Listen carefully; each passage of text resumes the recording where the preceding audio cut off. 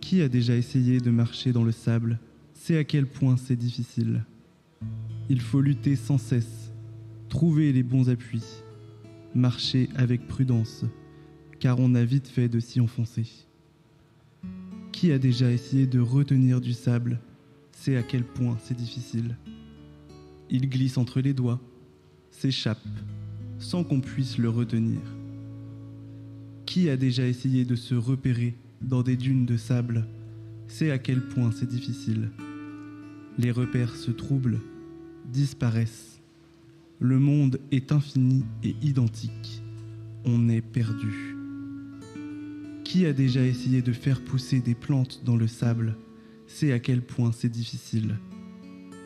Le sable boit, l'eau s'évapore, les plantes souffrent.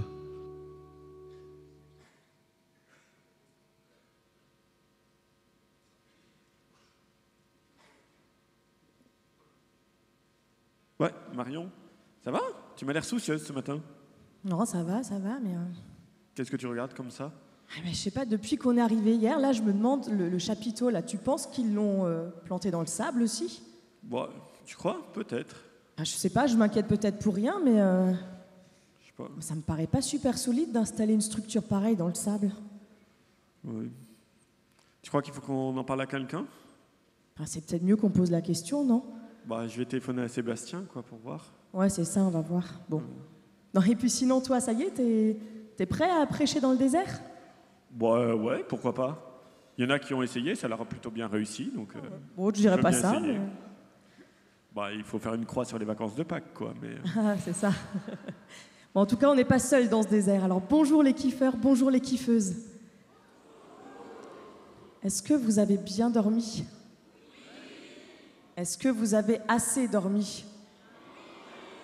C'est plus mitigé, mais en tout cas, bienvenue ce matin pour ce premier culte de ce grand kiff. C'est pas moi qui vous accueille sous ce chapiteau, mais c'est Dieu lui-même. Et ce matin, il vous accueille exactement comme vous êtes, avec tout ce que vous portez en vous, vos fatigues, vos attentes pour cette journée, pour ce rassemblement, vos joies de vous retrouver ou de rencontrer de nouvelles personnes. Vous pouvez venir avec tout ça parce que Dieu l'accueille. Et ce matin, il vous donne sa paix. Et quand on reçoit la paix de Dieu, alors on peut respirer. On respire et on... Et quand Dieu nous donne sa paix, alors on peut aussi le louer. Comment ne pas te louer ?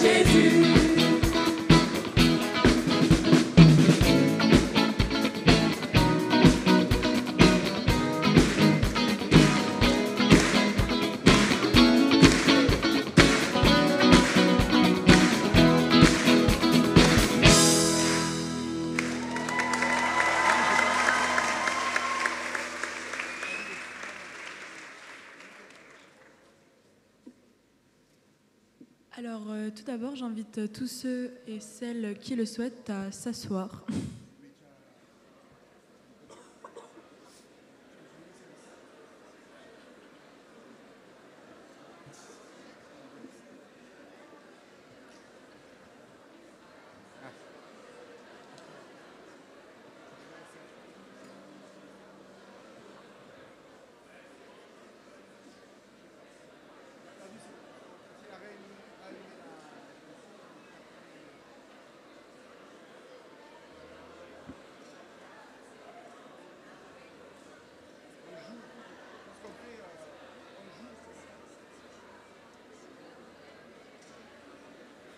Seigneur, parfois nos vies sont comme des déserts. Nous y sommes seuls, perdus. Nous nous sentons minuscules.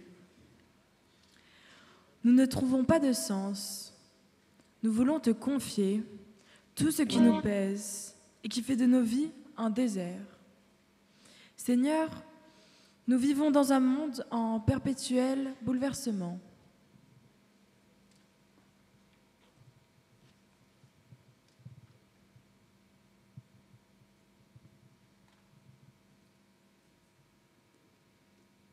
Tu nous as appelés à vivre en paix. Pourtant, il y a tant de guerres, de victimes, tant de personnes dans le besoin. Certes, ce n'est pas notre faute s'il y a la guerre, s'il y a des inégalités. Mais nous te demandons pardon pour toutes les fois où nous avons jeté un regard détaché sur les images de peuples mourant sous les bombes ou par manque de nourriture. Aide-nous à ne pas nous habituer à la violence et aux injustices.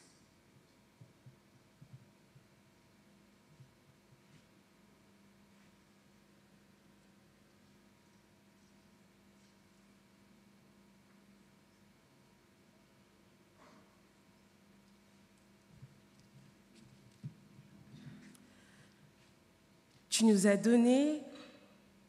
nous as confié la terre en partage. Pourtant, face au changement climatique, si rapide et si destructeur, les sécheresses, les inondations, nous ne savons que faire. Nous nous sentons impuissants. Aide-nous à prendre conscience de nos moyens. Aide-nous à nous mettre au service de ta création et de tes créatures.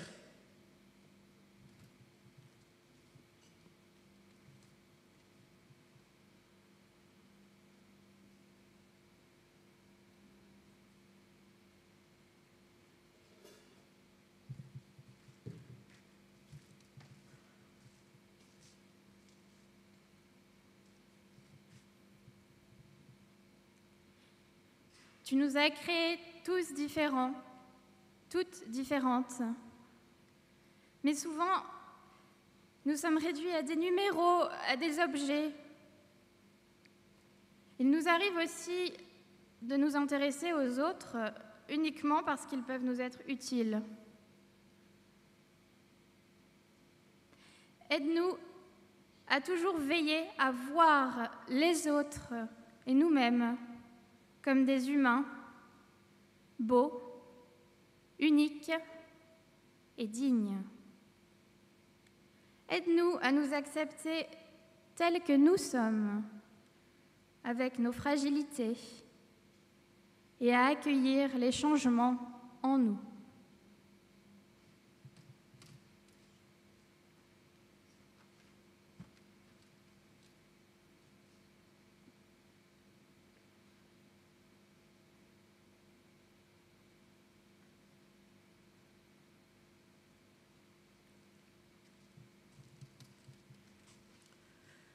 Tu nous as appelés à nous aimer les uns les autres et à nous aimer nous-mêmes.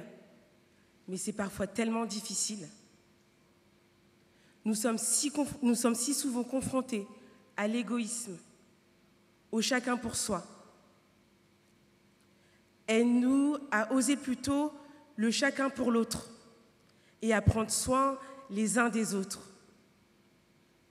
Aide-nous à nous aimer, à voir les créatures merveilleuses que nous sommes, surtout dans les moments de doute, de dépression, d'angoisse.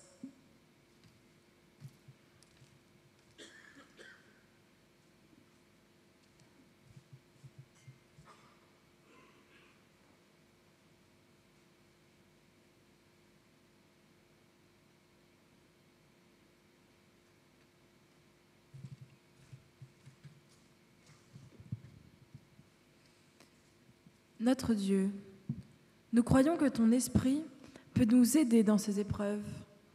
Envoie-nous ta force et ta paix, afin que nous puissions faire face. Amen.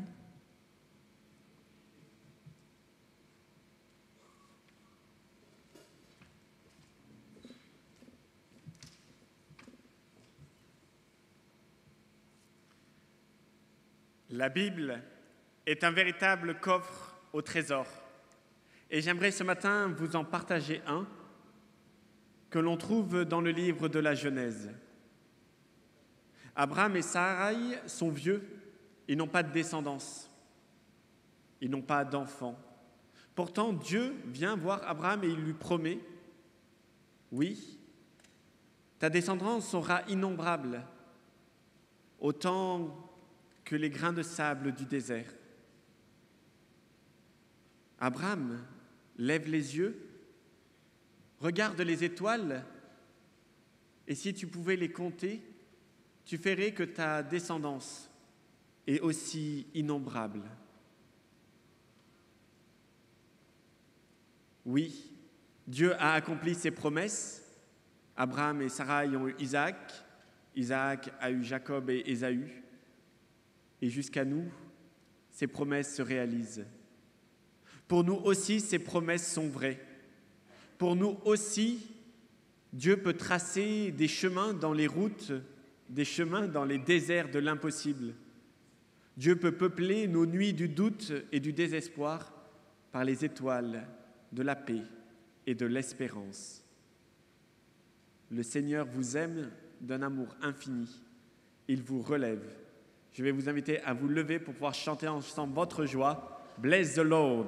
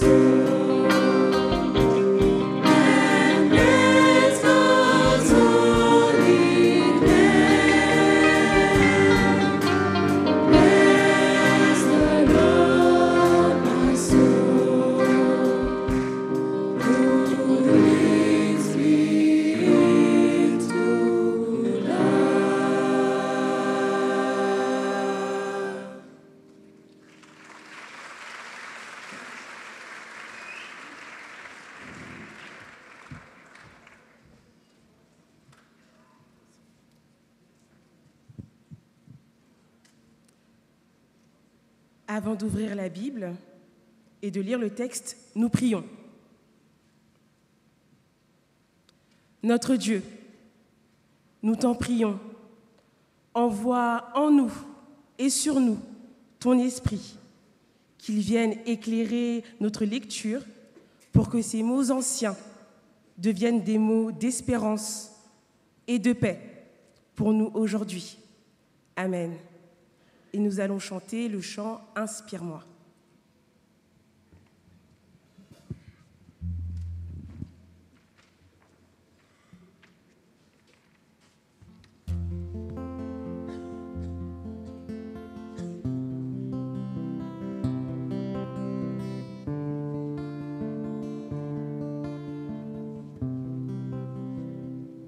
Inspire-moi, Seigneur, me voici devant toi. Inspire mes pensées, inspire mes combats. Inspire-moi, Seigneur, ma confiance est en toi. Révèle-moi chaque jour l'effet de ton amour. Écoute ma prière, oh j'ai besoin de toi. Viens poser ta lumière, une lampe devant mes pas. Comment aimer sans toi? Comment choisir la vie? Que ta parole vie me nourrisse. Seigneur, par ta parole, tu guéris, tu consoles. Apprends-moi désormais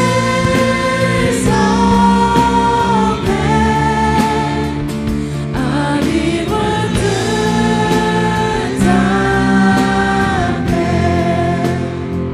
Seigneur, tu es le maître, mon guide et mon ami, et c'est dans tout mon être que tu réconcilies.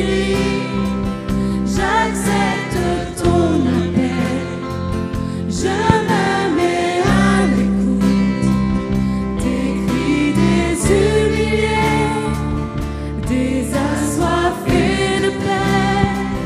Permets que sous ta grâce, que jamais ne s'efface l'effet de ta tendresse, un geste qui redresse, un compagnon qui fait, une joie qui éveille, une main qui bénit, un signe qui bénit.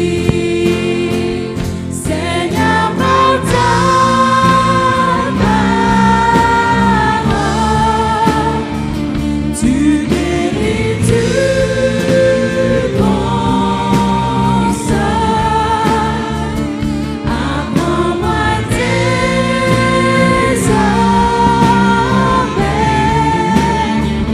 à vivre de ta paix. Je suis prête à trouver au puits de tes bienfaits la force d'espérer, l'élan pour résister, la joie de célébrer, sans oublier d'aimer, sans ignorer le frère, la sœur à relever, la justice en ton nom, le courage du pardon, le respect du vivant et de ta création. Seigneur, par ton esprit, viens convertir nos cœurs, chaque jour à chaque heure, renouveler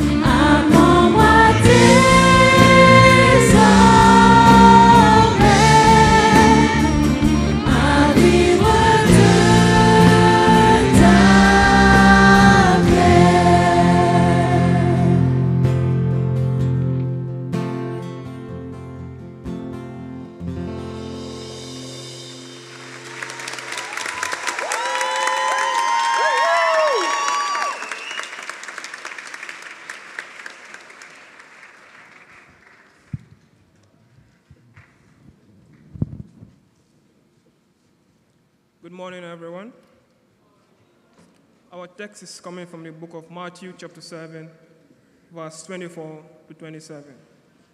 Matthew chapter 7, verse 24 to 27. It reads, "Therefore everyone who hears these words of mine and put them into practice is like a wise man who built his house on the rock. The rain came down, the streams rose, and the winds blew and beat against that house. Yet it did not fall, because it had its foundation on the rock. But everyone who hears these words of mine and does not put them into practice is like a foolish man who built his house on sand. The rain came down, the streams rose, and the winds blew and beat against that house, and it fell with a great crash.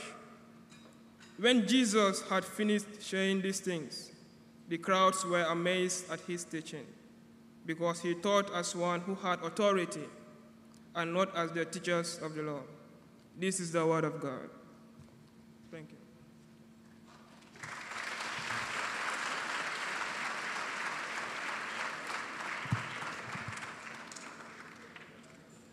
Je vous invite à vous asseoir si vous le souhaitez.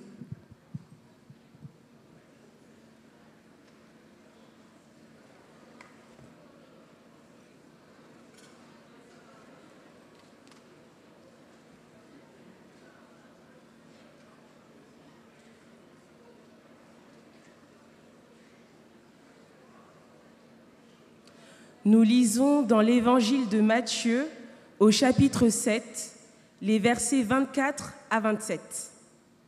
« Ainsi, quiconque entend de moi ces paroles et les met en pratique sera comme un homme avisé qui a construit sa maison sur le roc. La pluie est tombée, les torrents sont venus, les vents ont soufflé et se sont précipités sur cette maison. Elle n'est pas tombée, car elle était fondée sur le roc. Mais quiconque entend de moi ces paroles et ne les met pas en pratique sera comme un homme fou qui a construit sa maison sur le sable.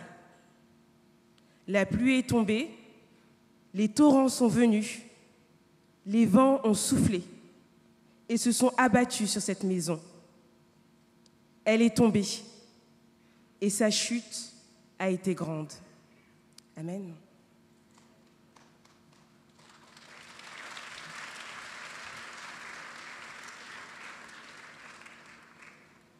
Oui, Sébastien, pas de problème, tu vas revenir. Oui, merci. Oui. Pas de problème. On fait comme ça. Bon, c'est bon. J'ai eu Sébastien. Nous sommes en sécurité, le chapiteau ne craint rien. Nous ne sommes pas bâtis sur du sable. Est-ce que vous êtes rassurés ? Bonne nouvelle. Et on a aussi regardé la météo, normalement, pas de tempête en vue. Peut-être quelques légères bruines printanières, enfin estivales là même, mais pas de tempête. Pourtant, nous le savons bien dans nos existences, les tempêtes dont il est question du texte, ce ne sont pas les tempêtes, les problèmes de météo. C'est les tempêtes qu'il peut y avoir autour de nous, en nous. Tout à l'heure, nous l'avons bien entendu dans la prière de confiance, toutes ces tempêtes qui existent, l'injustice, l'égoïsme, la colère, la peur, le désespoir. Il y a de nombreuses tempêtes qui nous guettent, qui nous assaillent des fois. Alors on se pose cette question. Comment faire face ? Comment habiter notre existence ? Dans le texte que nous venons d'entendre, Jésus nous raconte une histoire. Il fait souvent ça, Jésus, parce qu'à la différence des profs d'aujourd'hui qui doivent vous enseigner des tas de connaissances, mais Jésus, lui, il veut ouvrir des chemins de vie, des chemins de sens. Et il n'y a rien de mieux qu'une histoire pour nous titiller, pour nous donner envie de comprendre. Alors Jésus nous raconte cette histoire d'hommes qui bâtissent des maisons sur le roc ou sur le sable. Et pour nous mettre, nous, à l'écoute de cette histoire, pour voir comment elle peut résonner dans nos vies, nous allons nous arrêter un instant sur 3 images que Jésus emploie dans cette parabole, dans cette toute petite histoire de sens. La première image, c'est cette image rassurante de la maison. On le sait bien, les maisons, c'est ce dont nous avons besoin, c'est un de nos besoins primaires. La maison est, ou devrait être, ce lieu de refuge, de confort, de réconfort. On connaît tous, on a déjà tous entendu des témoignages de gens qui, justement, pour eux, ce n'est plus le cas. On entend leur détresse à cause d'un cambriolage, à cause de violences au sein de la famille. La maison, pour Jésus, quand il en parle là, elle symbolise la sécurité que la maison devrait être pour nous tous. Le lieu où on peut être en vérité, où on peut construire et habiter notre vie. Dans cette parabole, Jésus nous demande où habitons-nous, comment habitons-nous, sur quoi nous fondons nos existences. Sur quoi fondons-nous nos existences pour faire face aux tempêtes qui nous assaillent? Car c'est là la deuxième image du texte.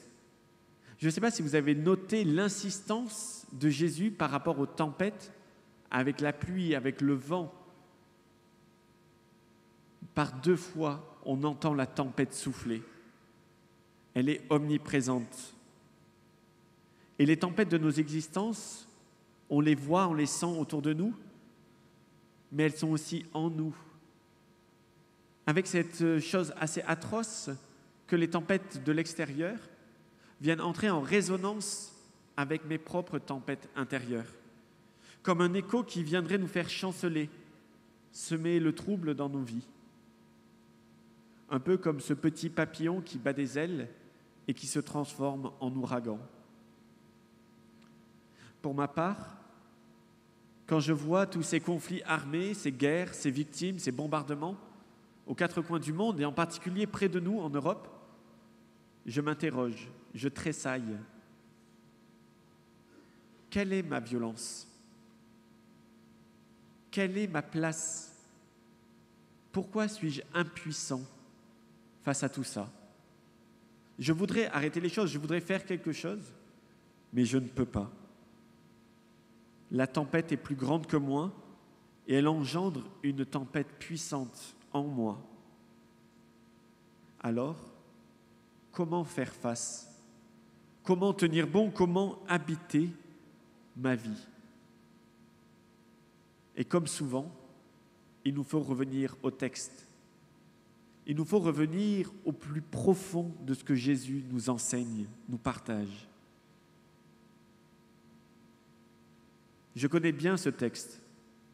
Vous savez, après 5 années de théologie, des années de ministère, il y a des textes qu'on a l'impression de connaître par cœur. Et pourtant, chaque fois que je lis ce texte, je suis étonné. À chaque fois que je lis le texte, je ne peux pas m'empêcher de dire, mais il y a un problème dans ce texte. Que l'on mette en pratique ou non les commandements de Jésus, les tempêtes sont là. Je rêverais d'avoir une foi comme un bouclier qui me dirait, les tempêtes, c'est pour les autres. Non, ça ne marche pas comme ça. La foi n'est pas un bouclier. La foi, c'est le fondement de ma vie. La foi, c'est le fondement de nos vies. Oui, je peux m'appuyer sur cette foi-là. La foi, c'est cette affirmation que la vie trouve toujours un chemin, qu'il y a toujours un passage dans les déserts de l'existence, que la nuit et les tempêtes laissent toujours la place au soleil et au jour.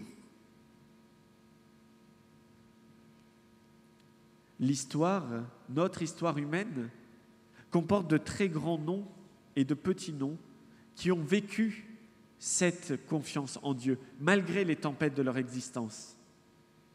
Vous connaissez certainement Martin Luther King, qui, dans une Amérique raciste, a osé traverser pour les droits civiques.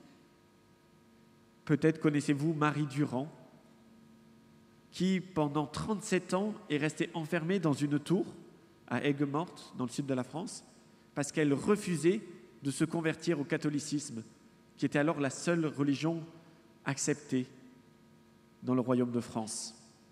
Vous imaginez 37 ans avec la confiance que Dieu était avec elle. Plus près de nous, demain vous allez entendre le témoignage de Hagob, qui est pasteur au Liban et qui vit chaque jour cette confiance pour faire face aux tempêtes de l'existence. Oui.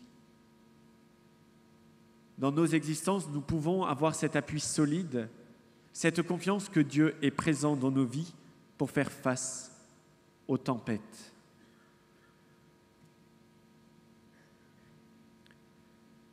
Ce qui nous amène à notre troisième et dernière image. Alors j'essaye de voir si vous dormez. C'est bon? Alors quelle était la première image? La maison. Quelle était la deuxième image? Les tempêtes. Et quelle est la troisième image? Le rocher? Non. Ça aurait pu. C'est la quatrième image, mais c'est pour la prochaine fois. Les hommes. Dans cette histoire, il y a quand même deux hommes. On a l'impression qu'ils font tout pareil. Et pourtant, l'un, sa maison tient le coup, et l'autre, ça se casse la gueule. Pourquoi? Revenons au texte. Revenons puiser dans le texte pour voir, pour sentir de quoi il est question. La seule différence qu'il y a entre les deux, c'est que l'un écoute et met en pratique, l'autre écoute et ne met pas en pratique. Mais j'ai un fils de 3 ans et demi, des fois il m'écoute, mais il ne met pas en pratique, hein. Je vous le dis. La seule différence, c'est est-ce que l'on met en pratique ou non. Et alors là vient la question. Si je vous demande de faire quelque chose, mais si je ne vous dis pas qu'est-ce qu'il faut faire, ça ne va pas marcher. Que faut-il faire? Est-ce que vous connaissez quels sont les commandements de Jésus?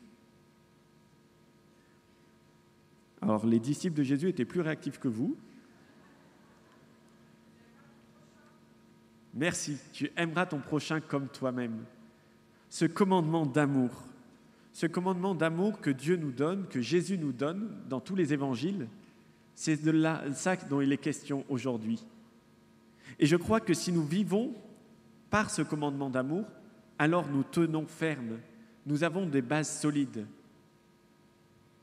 Ce commandement d'amour, c'est regarder le monde avec bienveillance. C'est lutter pour l'égalité, pour l'équité, pour la justice et pour la paix. Vivre selon le commandement d'amour, c'est oser reconnaître que l'on a tort, c'est oser faire un pas vers l'autre, c'est oser chercher des compromis. Je ne dis pas que c'est facile. Je crois même que ce choix d'amour que Jésus pose devant nous est un choix vital. Des fois, ça peut être douloureux même, d'oser affirmer l'amour dans un monde qui prône la supériorité, la haine. Mais oui, nous pouvons tenir grâce à ça. Pendant ce grand kiff, vous allez certainement faire des expériences. Vous allez peut-être rencontrer des tempêtes. Votre voisin de tente qui vous empêche de dormir parce qu'il vous raconter pour la 4e fois ce qu'il a fait cet après-midi. Ça peut être aussi quelqu'un à côté de vous qui est en souffrance et vous vous sentez impuissant pour l'aider. Mais bon, vous avez bien compris, il y a des écoutants, il y a des personnes pour vous aider, donc vous orienter, donc ça c'est bien. Oui, vous allez certainement traverser des tempêtes pendant ce grand kiff, comme durant toute votre vie.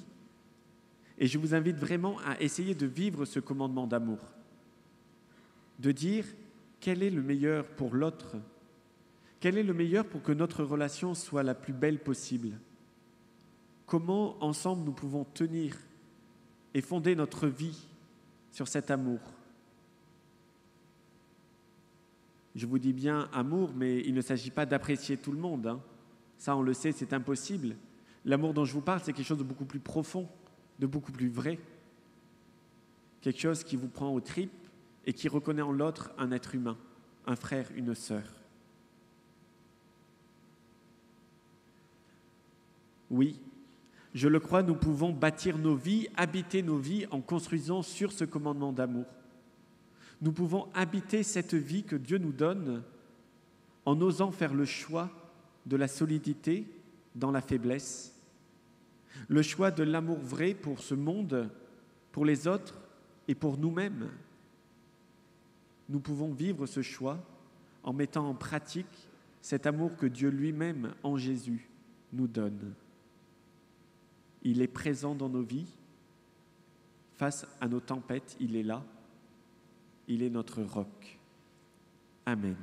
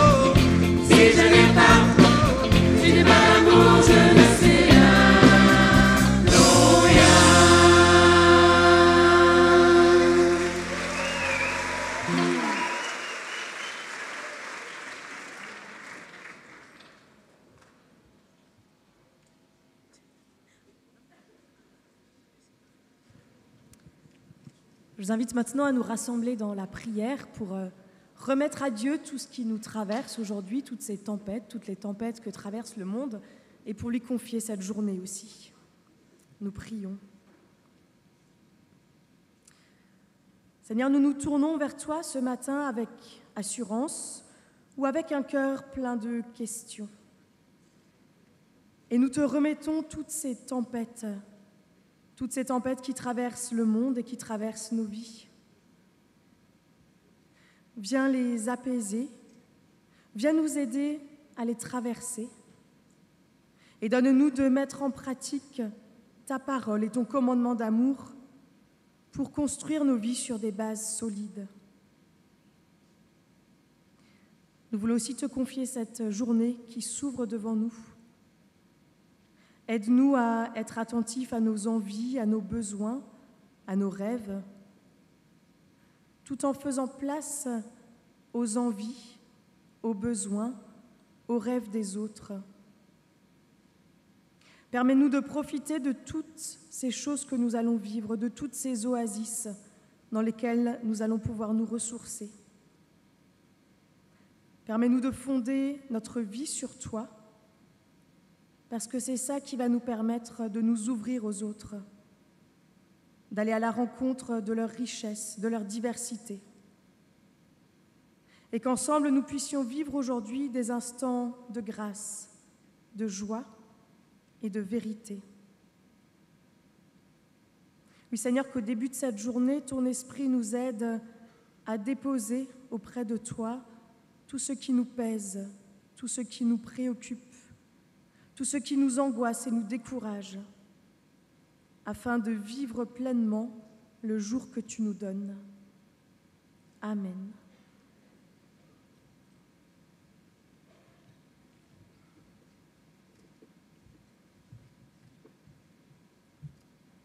Recevons maintenant l'appel de notre Seigneur et sa bénédiction. Oui, chers amis, chers frères et sœurs, chers kiffeurs, chères kiffeteuses, Dieu nous appelle à fonder notre vie sur son amour. Il nous appelle à fonder notre vie sur l'amour que nous pouvons avoir les uns pour les autres. Il est notre roc dans toutes les tempêtes de l'existence.